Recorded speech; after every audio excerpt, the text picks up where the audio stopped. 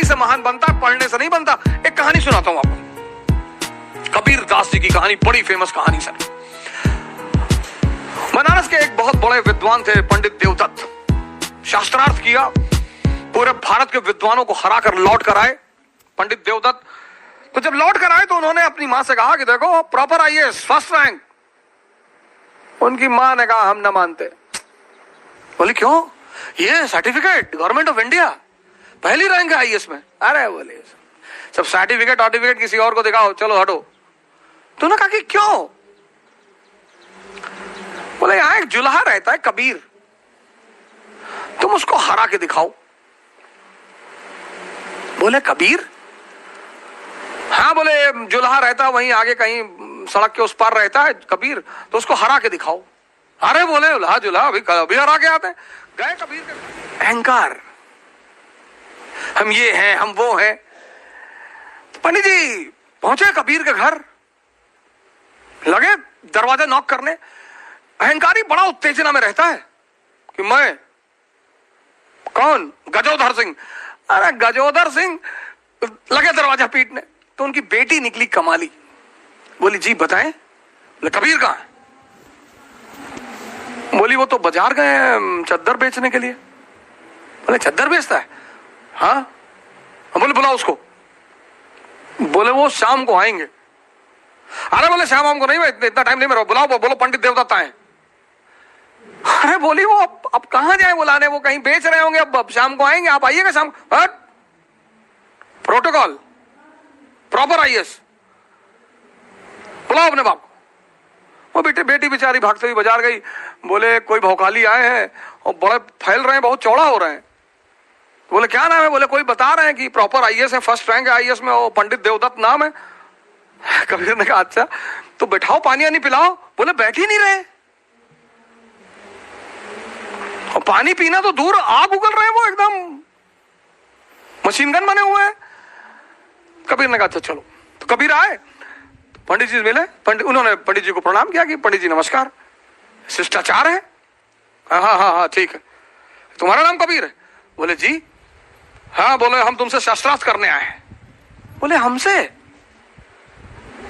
हाँ। बोले मैं फर्स्ट रैंक है मेरा आईएएस में, मेरा नाम सो एंड सो है और ये मेरी अपॉइंटमेंट लेटर है। अरे बोले आप इतने महान आदमी और आपको इतना कॉमन सेंस नहीं पैदा हुआ कि हमारे पास शिक्षा का अधिकार ही नहीं है? हम तो नीच जात के आदमी, जुल्हा, हम तो पढ़े ही नहीं। अनपढ़ से कैसे शास्त्रकार करोगे सरकार? बुद्धि मर गई आपकी।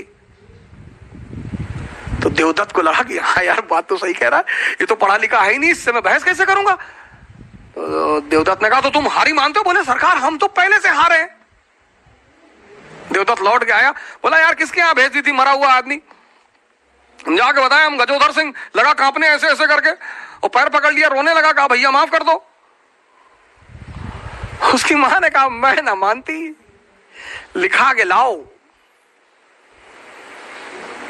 ऐसे तो ना मैं मानूंगी, लिखा के लाओ। लिखा के फिर आए पंडित जी, बोले लिख के दो।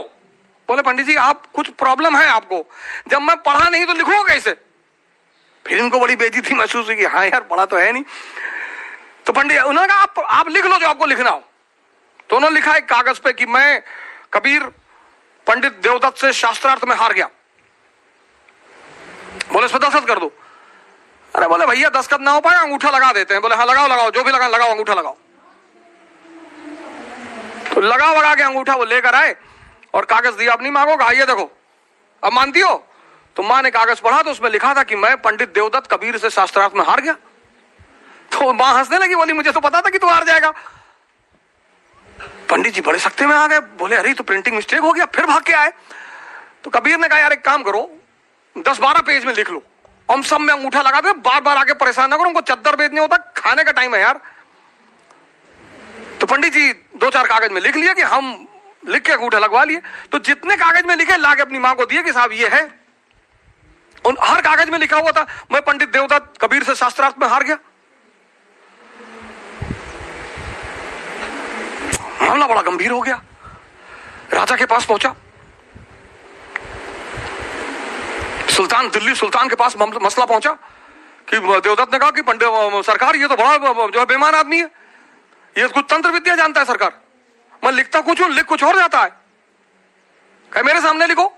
तो पंडित जी ने लिखना शुरू किया कि मैं पंडित देवदत्त कबीर से हार गया। तो सुल्तान ने एक बारह तमाचा खींच, खुद ही गलत लिख रहे हो। तो उसकी मां हंसने लगी, बोली तू कब समझेगा, तेरा अहंकार तेरी आंखों पर पर्दा डाल चुका है।